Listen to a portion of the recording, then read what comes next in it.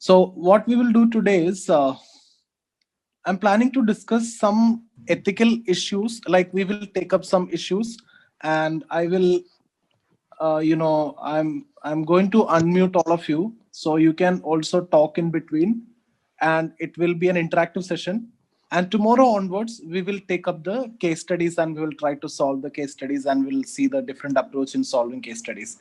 So before we start with case studies, what are the possible case studies and what are the general issues which can be asked in that particular case studies is what we are going to see, like in terms of different ethical issues. So we were discussing about few of them, and in this session we will complete those issues which I've already told you, it is already there in lexicon itself. So we will start with disaster management. Okay, so anyway, this one is actually part of your GS3, right? GS3, you have disaster management. Apart from that, from ethics also, this question can be asked in terms of case study related to disaster management. So what are the, when it comes to the case studies, you also need to talk about what is that particular situation. You need to explain the situation. You need to talk about the solutions or the possibilities or the remedies which are available to you. And then you need to talk about the ethical issues. So now, what all things you can write in your answer? We are not going to the answer, but I'm just trying to give you the framework here that is something which is already there in lexicon. Okay. So what all things you will write here? First thing, you as an administrative officer, we are not discussing the case study, but generally the case study will be related to that only. So you have to prevent the disaster. This is one thing that you need to focus on. And in your disaster management module, you might have studied some steps, right? Pre-disaster, during disaster, post-disaster, all these, what you need to do, you might have studied. So that knowledge you can use here. So you need to prevent disaster. And for that, what all things as an administrator or as a superintendent of police or collector, okay, district magistrate, whatever you can do, you need to do in that particular context. So we are not discussing that. Then what you need to discuss is during disaster, how can you do the rescue operation? Okay, so this is during disaster, the rescue operation. And then we will discuss about the post disaster. So when you talk about post disaster, here again a lot of ethical issues are actually involved. We'll come to that. But when it comes to post disaster, you have to, during disaster, rescue them, and you have to evacuate the people. Okay, so evacuate, and when evacuation is there, you have to normally do it, and you have to take care of the animals also. Okay, apart from human beings. And then post disaster relief, various rehabilitation programs. When you talk about rehabilitation, don't just talk about economic rehabilitation or physical rehabilitation. You also need to talk about emotional rehabilitation or the psychological rehabilitation or also the social rehabilitation. Okay, so this is something which is again very important. Any disaster, it can be a flood or it can be anything, it can be earthquake or tsunami or whatever it is. In general is what we are discussing. Okay, so various rehabilitation. And then environmental protection, like again, it is basically to prevent. Okay, so these are some things which you need to discuss as an introduction, as the issue. Now, what are the ethical issues here? What will be the challenges that you will face? The challenges is with respect to the crisis of funds and utilization. Okay, and then the public authorities attitude. Okay, media, they may propagate a different idea. So the mass media sometimes spread unverified information, and that also will create some issues. So how you're going to tackle media in a disaster situation is also very important. Whether it is a communal riot, media should be supporting, right? Media, we have discussed, that is going to be the fourth pillar of democracy, and in fact media should be supporting. And we will see different situation where we also need to discuss that also as an ethical issue, the paid news, the fake news, and all those things that we will discuss soon. So media, instead of supporting, sometimes may spread hatred, sometimes may spread unverified information. So how you're going to tackle all those? Okay, and then what else you can write here? What are the other ethical issues or the points which you can write? unpreparedness, mismanagement. Okay. So anything you want to contribute here? This is actually an open session. You can turn on your mic and you can discuss these topics. The usage of private equipments like vehicles, they may not be willing to give. That we will discuss when it comes to the case study. So they may not be giving, that is there. So as per the rules, so there will be a conflict between the rules and the situation. The situation may demand you to take them forcefully. So you may have to do that, and that is also ethical. Which concept that you will apply there? Utilitarianism, right? As per utilitarian principle, you can take that. So those things we will discuss in the case studies. Okay. So now next case that we need to discuss is with respect to WTO. When it comes to international ethics, it can be related to funding. So I'll take up WTO issue. So here, WTO norms of international trade and the interest of least developed countries. Now whether they are protecting the interest of least developed countries or the interest of least developed countries are affected, some unilateral concessions are given to least developed countries and underdeveloped countries, but is that enough, or is that actually protecting, and is it actually trying to bring them also in par with the developed countries, is actually the question. So some unilateral concessions are given to the LDCs, but is that enough when you are going for globalization or complete reduction of trade barriers and everything? So is it actually by protecting the interest of LDCs, or who's going to get the maximum benefit, who's going to be affected? That is the question here. Okay, so what are the main challenges here? Exploitation of LDCs, their resources, right? And in fact, this is going to create inequality. It is expected that inequality will come down. Why it is expected is because when there is globalization, there will be competition, and then the question of efficiency will come. So automatically inequality will come down. So when globalization is there, the less developed countries will actually get the advantage from the developed countries. This is what actually expected. But contrary to the expectation, what is actually happening is inequality is reducing.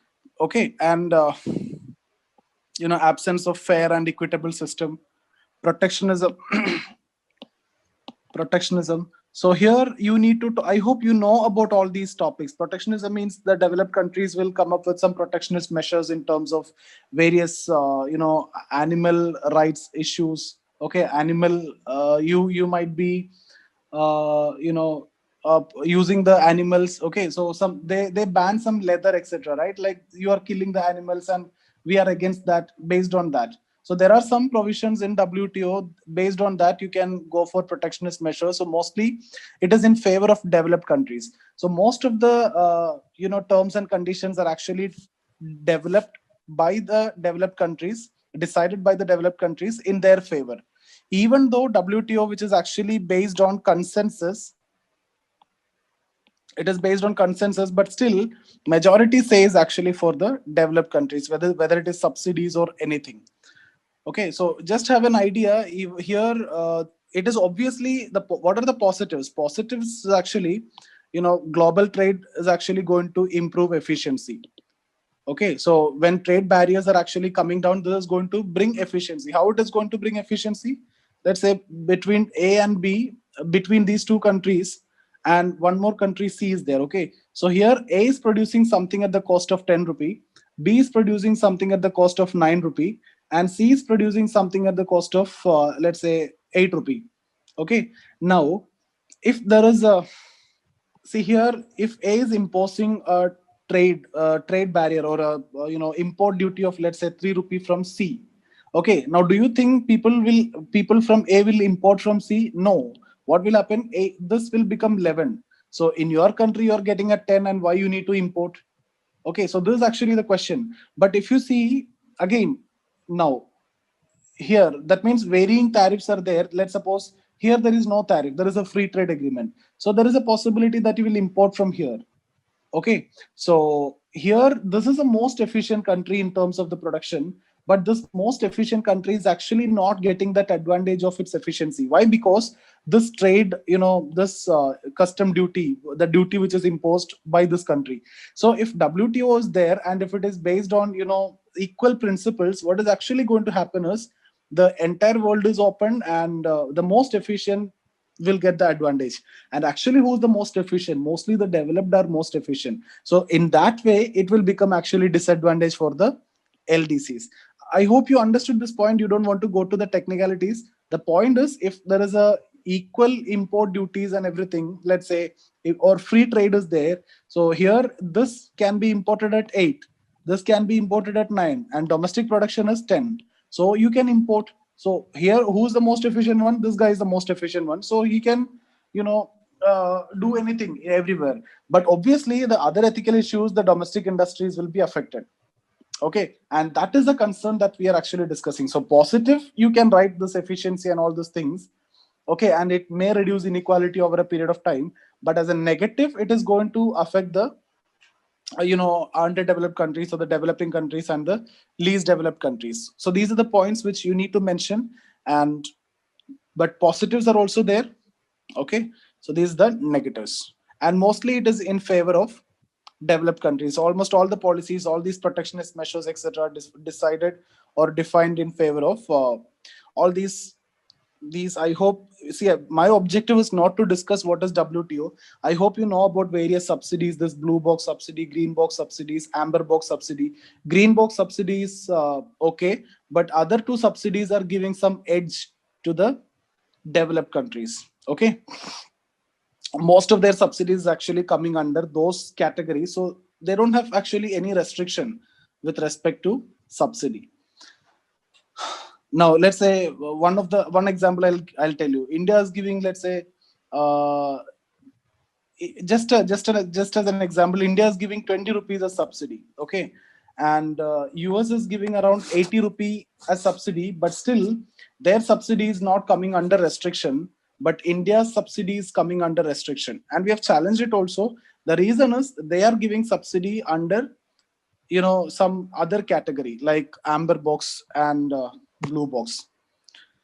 So it is actually against least developed countries and underdeveloped countries. There are something which are positive, but there are other negative aspects also there, like protectionism. Okay, it will create inequality and absence of fair and equitable system. Okay, so all these are something which you need to be concerned about. Anything else you want to add here with respect to this WTO least developed countries? Sir, WTO is used as another platform for bipolar world, like US versus China. Their trade wars are taken there on their personal interest. Okay. Okay, one more issue is related to manipulation of currency. Mainly, this is there in news. I don't know whether it can be asked in ethics. So, because China, mostly China is doing this. China is doing depreciation. I hope you know the difference between depreciation and appreciation, devaluation and revaluation. Okay, so what is actually happening? Market, what is actually happening? Depreciation and appreciation. Devaluation and revaluation is actually done by the countries. Okay, so when the China devaluing their currency, what is actually going to happen? There are some advantage if there is depreciation or devaluation which is actually happening in the currency, like exports will be increased, etc. And in fact, China is doing it basically to maintain their export, not to increase their export. They already have very good export, but to maintain that export. Okay, so what are the ethical concerns in that? So when you discuss ethical concerns, you need to talk about the positives and negatives. What are China's right to do so, and how is it actually going to affect the other countries? So this is the two dimensions in which you need to take up this discussion in case if it is asked. Okay, so it's a sovereign right of the country, and this is for the national interest. So these are, they're from their side. It is from their national interest. They are actually getting the forex. They can promote export. They are getting forex, and they can use that for the development of the country, and the people of the country will get benefited. So these are the positives from that country point of view. And if you look into the legal aspect also, there is no such law which will stop you from devaluing. Okay, so legal aspect also you cannot say anything. And then Adam Smith law, I hope you know about the invisible hand of market. So anything which is actually happening in the market, the reverse will come somehow and everything will be managed. So the point is, even if there is a devaluation, automatically market will adjust to that particular situation. So that is invisible hand of market, which is actually given by Adam Smith. So these are the positives. Now mainly you can talk about these two. It is a sovereign right of the country to do so, and also there is no international law which stop you from doing that. Okay, but what are the negatives? Like discriminatory, right? Some other countries are following the market exchange rate, and when somebody is devaluing, then that is actually going to affect the entire trade situation, and something will be in favor of only go in favor of them. So that is a kind of discriminatory. And LDCs, even LDCs are actually going with depreciation, appreciation, or the market mechanism, but still, some countries are doing this, means it is actually considered very disadvantageous for the LDCs. Okay, and this can lead to currency manipulation. So that will affect entire world trade. So China, if it is doing, means that is going to be a big challenge and big problem, because China's export is so high, import is also there. So significant share in the world trade. So if China is doing the currency manipulation or currency devaluation, and then this is going to be a big challenge for all the countries, okay, with whom China is having connection, just because China's major contribution in the world trade. AFSPA I will discuss later. AFSPA I will discuss as a case study. So these are something I may not be discussing as case study, because currency issues, WTO issues, we won't see as case studies. AFSPA I am reserving for case study, that we will discuss separately. I'm not discussing it here. Okay, now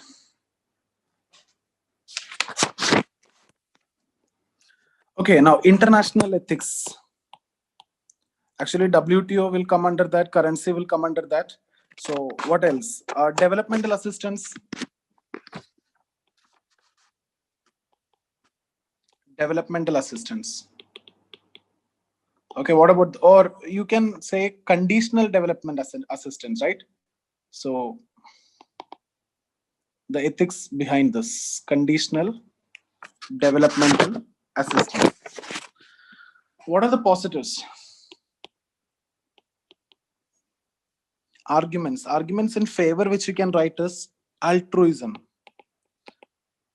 But is it truly altruistic or not is actually the question. I hope you know the meaning about altruism. We have discussed it already. You are doing it, without thinking about yourself. You are doing it for others.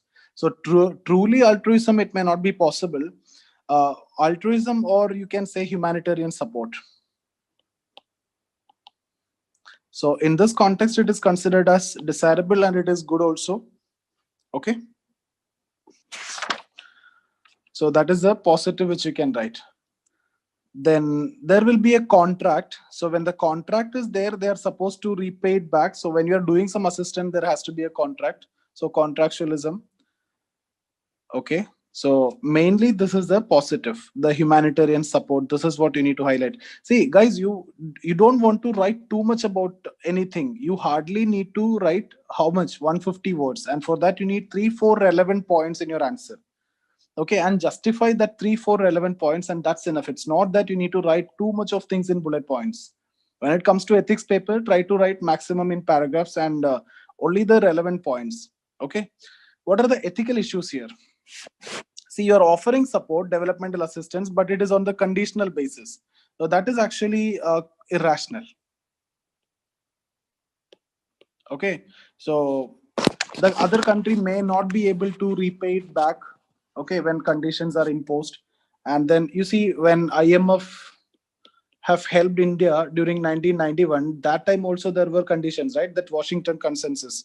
So conditions was there. Now it is very difficult. It is a kind of humiliation also when the country who's getting the developmental assistance. So in that context, you can say it is irrational. Okay, so developmental assistance, I'm not talking about developmental assistance, I'm talking about the conditional development assistance. So I hope you got the example that I've told you. 1991, when there was a crisis, for this 1991 crisis was there. So before the reform, there was a consensus between the Union of India and with the IMF and World Bank. As per that consensus, it is known as Washington Consensus. Some conditions are imposed, like we need to open up our economy, we have to devalue our currency. Okay, so like that, there was then we are till then we are having this not market based exchange rate system. We can devalue and revalue, but then we have shifted to market exchange rate system. So there were a lot of conditions which were imposed. So the question is about these conditions. So obviously the previous one that we have discussed, the sovereign right of the country. Okay, so when the conditions are imposed, that is also affected. And there will be a kind of coercion, right? The choice of the receiving country is actually restricted. If it's not simply developmental assistance, it is conditional developmental assistance. So it's a kind of coercion.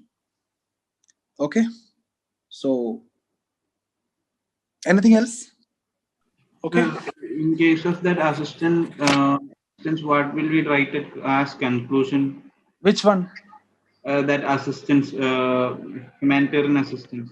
No, international assistance, that is actually good. Developmental assistance is considered as good for the development of the least developed countries and underdeveloped countries. But when it comes to the conditions, this is actually going to affect the morale, and it is a kind of compulsion that you need to do here, you need to do there. Then that is a kind of compulsion, and that is actually questioning the sovereignty of that particular receiver, and it imposed the superiority of the donor also.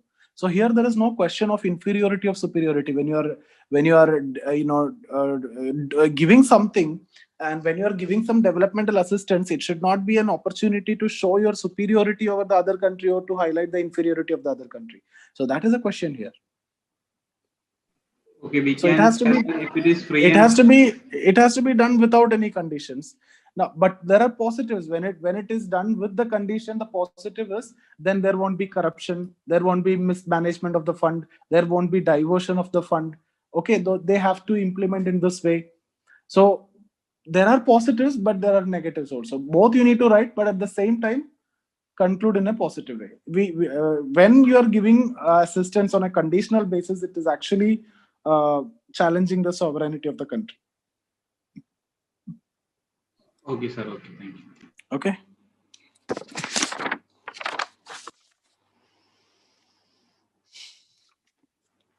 Okay. Now, there may be situations where you can get direct questions again.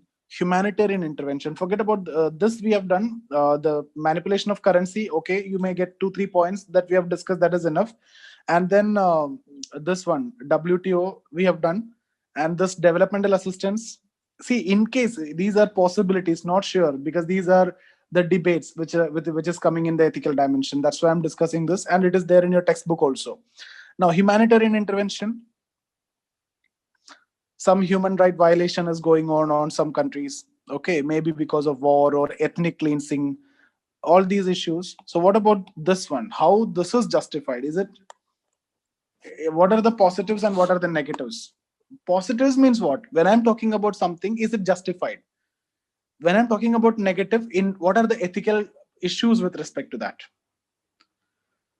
Okay. So some human right violations are happening in some country. It may be between blacks and whites. Okay, it may be between two ethnic group. It may be ethnic cleansing. One ethnic group is completely wiped out from some area. Okay, so it can be humanitarian intervention. So against that, a country can interfere. Now, what are the positives and negatives? You remember we discussed about cosmopolitanism. Where we discussed that? When we discussed about which moral thinker? Ravindranath Tagore and Swami Vivekananda, we have discussed cosmopolitanism. What we have discussed over there?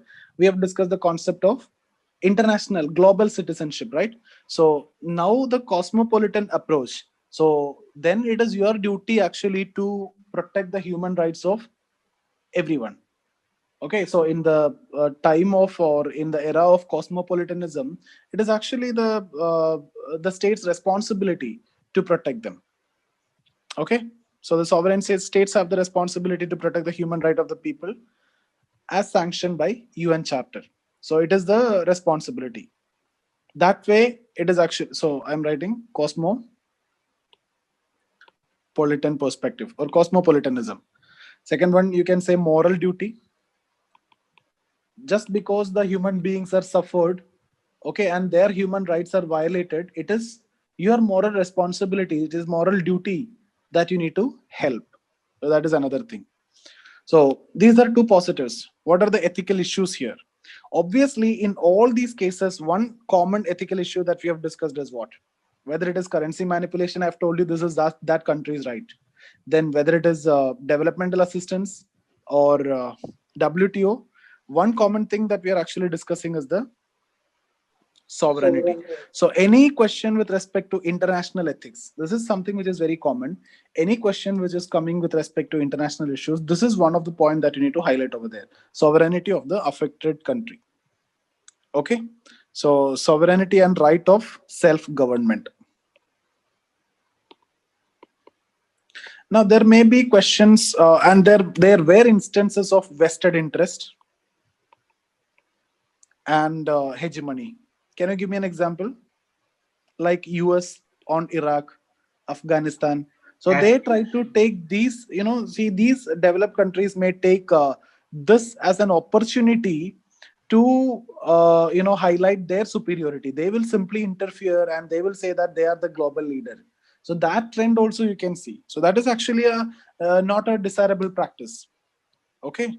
So, and it is a futile exercise. Why you are wasting your time, effort, and money, and all those things? That is another dimension. And it is also against the norms of the international order. Okay, so this is one of the most important point that you need to write. It can be used to, show the superiority or to show that hegemony of one over the other. That US can use it as, showing their superiority. Whistleblower we have discussed. Whistleblower and the ethical issues with respect to whistleblower we have discussed. Corporate social responsibility also we have discussed.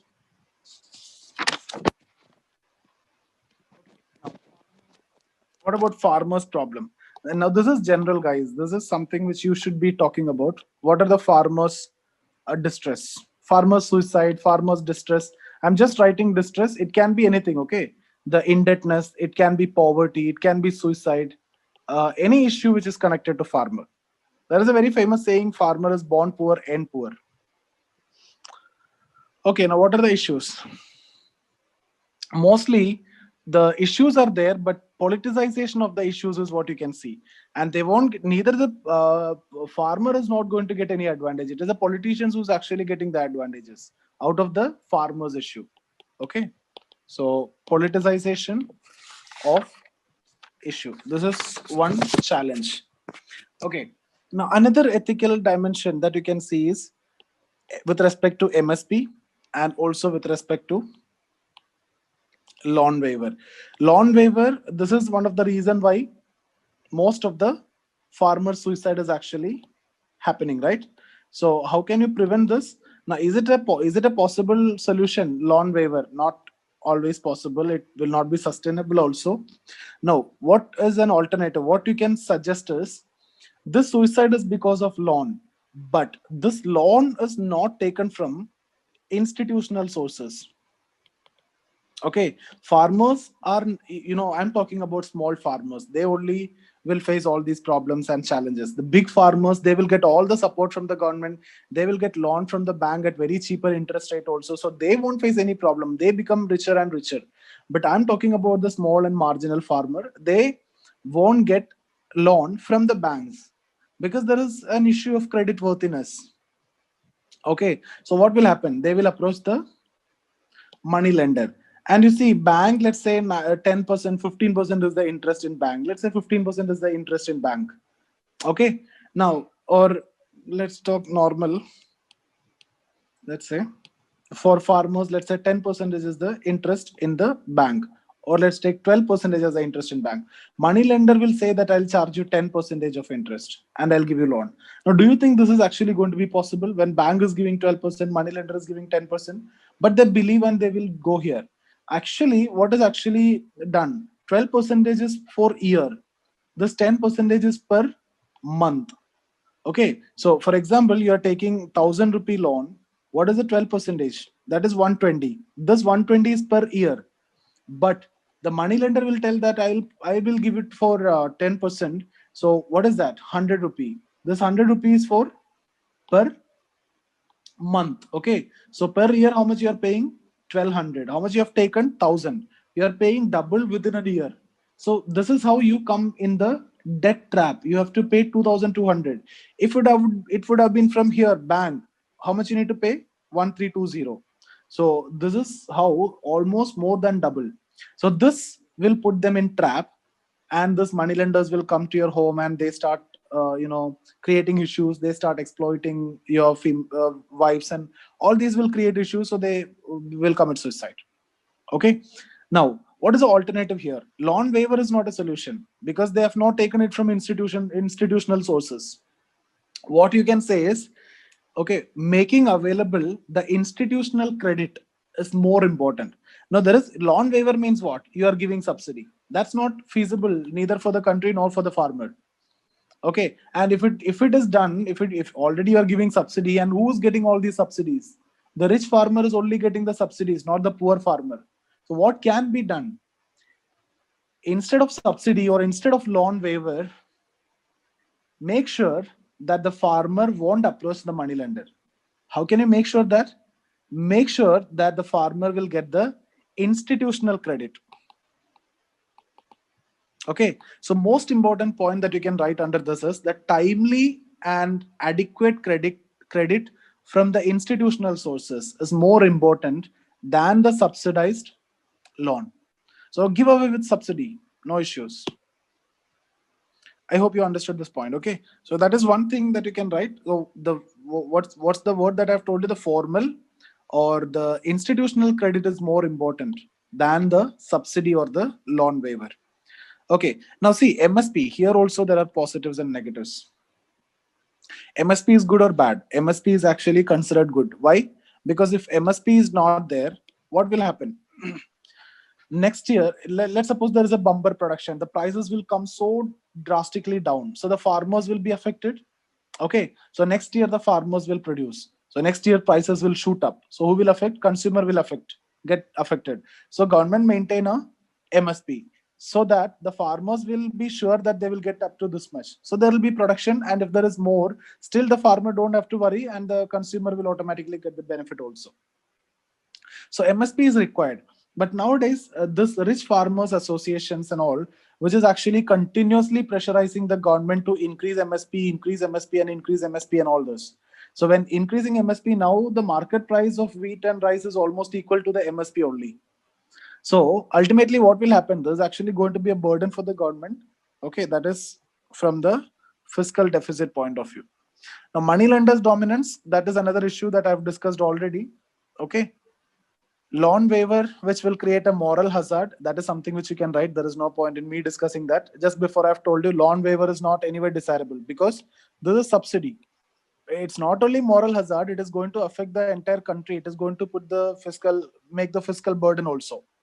So rather than subsidy, what you need to go for, make sure that they will get the institutional credit. Let them pay back. And obviously they can pay back because they are able to produce.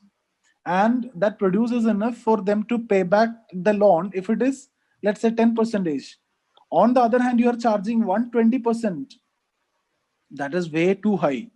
Okay, so timely and institutional credit is more important than the subsidy. Okay, so overall, this issue of farmers, if you can manage, then that lead to sustainability. That will be really good for the farmer as well as the consumer. See, farmer should not actually face the issue. If farmer face the issue, ultimately in future, who's going to face the issue? It is a consumer who's going to face the issue. If the farmer decide that he is not going to produce anything, then there won't be food which is available. So we all had the responsibility to take care of the issues of the farmers. Okay, so something like that you can write and you can conclude your answer. Any doubts or anything else you want to add there?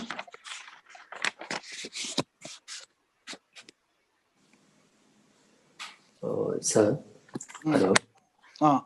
Sir, this MSP is actually, sir, if you can see that there are some handful of states are there, they have the production, and very less percentage of the farmers are getting benefited from the MSP as compared to the total population of farmers.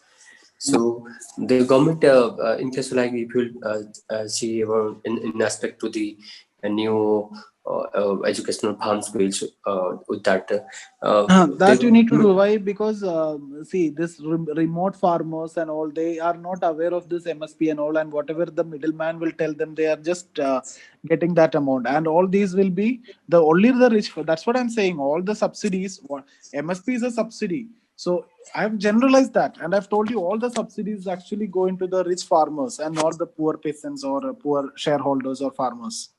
so what So to they be the don't get solution to that, sir? Actually, solution, making them aware about this or give away with the subsidy, and you have to do this. Like MSP anyway should be there, so make them aware that you have these benefits and all, and various APMC act is there and the recent amendment is there. So now every day every taluk mandi is there, so obviously they should be aware about all these. sir, in respect to the recent three amendments as compared to the farmers bills or the procurement bills or the essential commodities act, all of these. So if you will if you will realize that, sir, all of the threes are benefiting to the farmers, no doubt. But what about the consumers? Means if these people are just like removing all these essential commodities from the essential acts. So nowadays, if you can see that, sir, last from the June and now the September, the price has been more near about the twice or more than that actually, sir.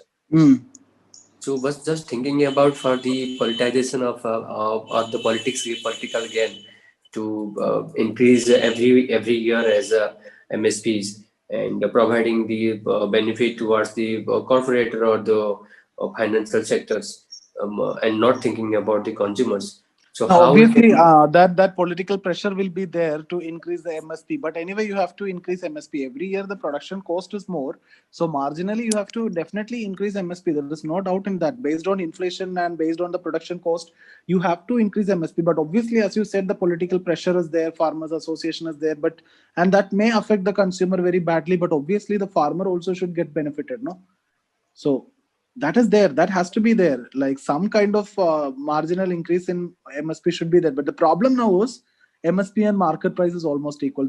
And there are many other issues, not only fiscal burden. Let me not get into those issues, like if you start giving MSP, and this MSP is mostly given to the wheat and rice only. So what will happen when you're giving more MSP to wheat and rice? People will stop going after cultivating the others.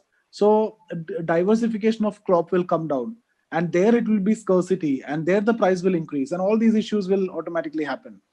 Okay, and it will affect the soil also. There are many other ecological issues also. Okay, so these are different other issues, but we don't want to discuss all these in your answer. But anyway, what you have told is because of political pressure. Obviously there is a political pressure, but otherwise also MSP have to be increased. Otherwise you cannot manage, you cannot meet the production cost and the inflation. Everything has to be adjusted with inflation, no? That to be sure, sir, that everything has to be adjusted with the inflation. But how they are adjusting? Is it like that you are telling that it is MSP is now nearly equal to the market price? So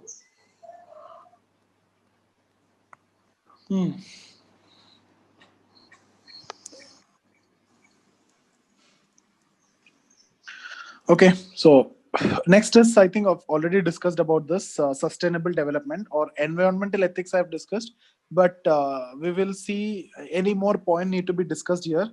Environment versus development. Okay, now you see, when we discuss about development, not only environment, I'll come back to environment.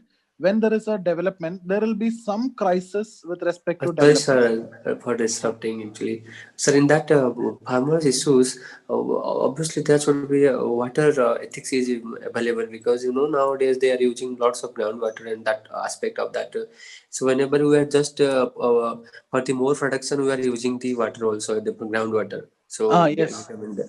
So that how do we tackle on that issues and how to act like that to that No, problem? you should not give this free electricity. You should not give subsidy to the power and all these things. If you're not giving subsidy to the power, they will use minimum water only, right? So you can take off that subsidy, and you can, even if you increase the MSP, you can take off that subsidy. Those subsidies you can give and make it as DBT. So if initially you have to spend and then you will be reimbursed, so what will happen? You will spend less. So these power subsidies and all, maybe you should not give that. Like that, you can say that output based subsidy you can give.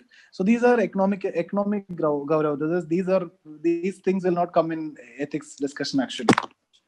If you give the output based subsidy, then you can avoid all these urea based subsidy, or irrigation subsidy, or fertilizer subsidy, or power subsidy, or all the subsidy. Then give it for output based. And in case if it is required for inputs, you can go with DBT. So what is the advantage if you go with DBT? First you have to pay, right? Even in case of fertilizer, first you have to pay. So when you're paying it, and you are paying full, later only you will get the refund. So when you're paying it full, you know what exactly you're paying the price. You're not paying very small amount, right? If the government is subsidizing and giving it, you're paying small amount, you're unlimited quantity you're buying. But now you're paying full amount, so you will only buy for your needs. So wastage can be reduced. Same can be used in the concept, in the context of power subsidy also, like that. These are the solutions that you can talk about, but still, is it possible? If you ask me, may be possible, may not be possible. There is nothing like objective here. Okay, so when it comes to development, there will be crisis of development. What do you mean by crisis of development? This is also related to ethics. You can get questions with respect to this also. Crisis of development mainly, first is related to environment. When development is there, mostly environment will be affected. Okay. Secondly, displacement will be there. Displacement means displacement of the population. So let's suppose some infrastructural projects is coming, right? So what will happen? The population from that area will be displaced. They will be evicted. Like airport is coming, or the national highway is coming, or the railway station is coming. Okay, for that matter, any multi-purpose project is coming. Okay, so the local population, and mostly in case of multi-purpose project, the eviction will be so huge, and most of the people who will be affected are the tribals. Now this comes with big ethical issues, because when they are getting evicted, they are having specific culture, right? But now they are evicted and they will be resettled in some other area. So their culture is completely gone. So now the question is about psychological settlement and social settlement. That is not done properly. You might be doing that economic settlement. You are physical settlement, you may be giving a house, or you may be giving some land in some other area, but are you getting the same social setup that they used to live? No. Now, can they survive here in the urban area or where they are going? No, because they don't have skill to survive in those areas.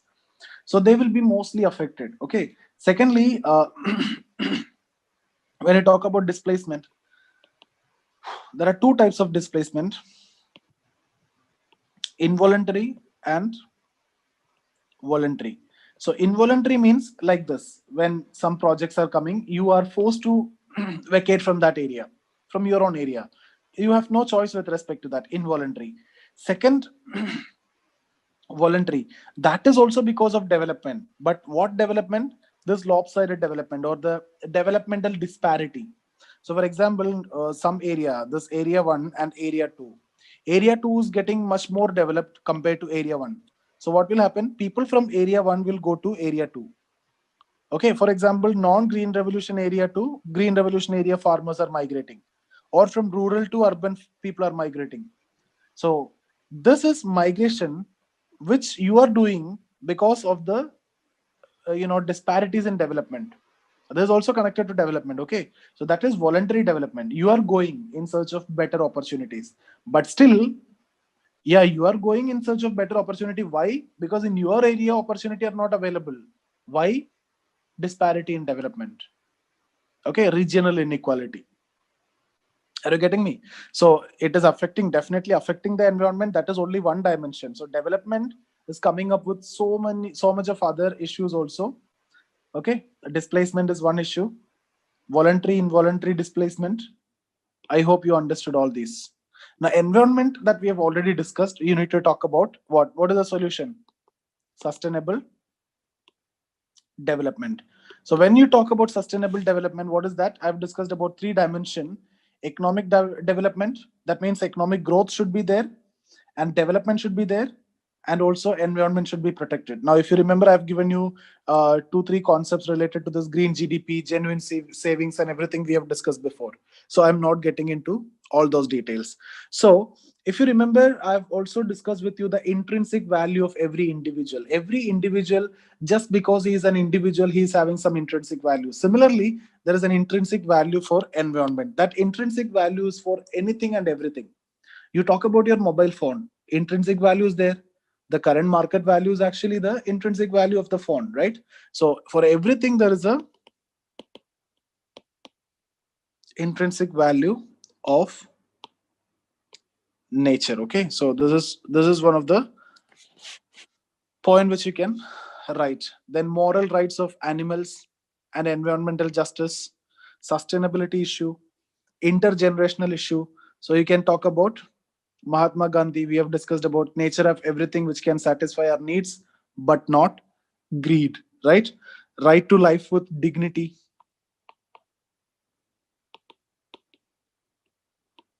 Okay, and then yeah. So we have already discussed this, so I'm not getting into that again now. Okay, then you can, apart from this, you can also talk about polluter pay principles. Okay, so that the developed countries, they became developed by polluting the environment, so it is their responsibility also now to contribute the developmental needs of the underdeveloped countries. Okay, so polluter pay principle, common but differentiated responsibility. What is a common responsibility? That you have to protect the environment, you have to conserve the environment. What is the differentiated responsibility here? That different countries have different levels of responsibility based on the way they have utilized the environment. Okay. Yeah. Anything else? Sir, as you told in the environment versus development, in case of involuntary displacement, or let's say for any tribes that, as you told, that any area in the location that a tribe is facing some problem, maybe health problems or maybe any vulnerable to the climate, some problems are there, and to protect them, government need to do something for the development or for their developments. And as you told that to make this that there should not be psychologically there should not be a psychological ethics to be should it should do the sustainable development so that they will be protected in their psychologically, culturally, as well as from the all the aspects. No, Then what is the not problem? psychologically. When I've told you sustainable development, economic growth, development, and environment conservation.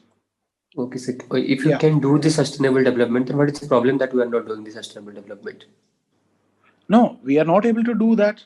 Even only this environment, if you try to conserve the environment, then the growth may not happen. Okay, so that difficulty is there. Because how much effect or impact is on environment, it is not possible to measure. And it is, if you try to focus on environment, we don't have that clean development mechanism or that clean technologies. The problem is with the technologies and everything. So that sustainability is not there. And the sustainability is not alone the solution for regional disparities. For regional disparity, obviously, proper growth and development should be there, even in that particular region also.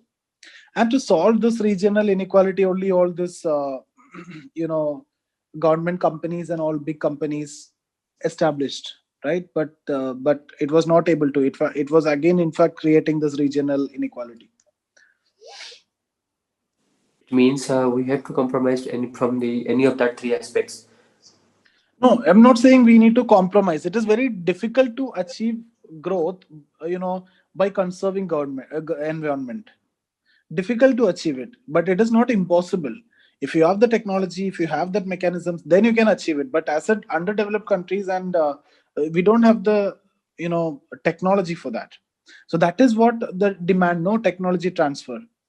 The developed countries have to provide the technology transfer. They are at this level now because they have polluted, so they have to take this common but differentiated responsibility, and also polluter pay principle, so which involved this clean development mechanism, technology transfer, and all those things that you might have studied in environment.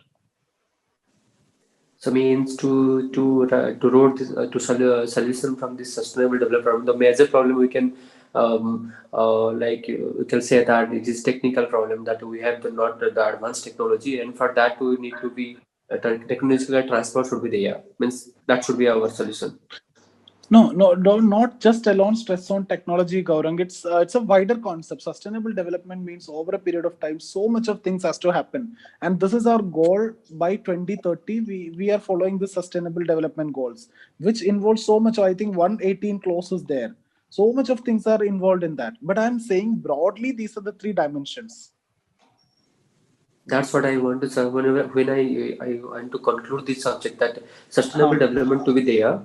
but points I need to be wrote to that umbrella. Like you have told that Within technology is a that, problem.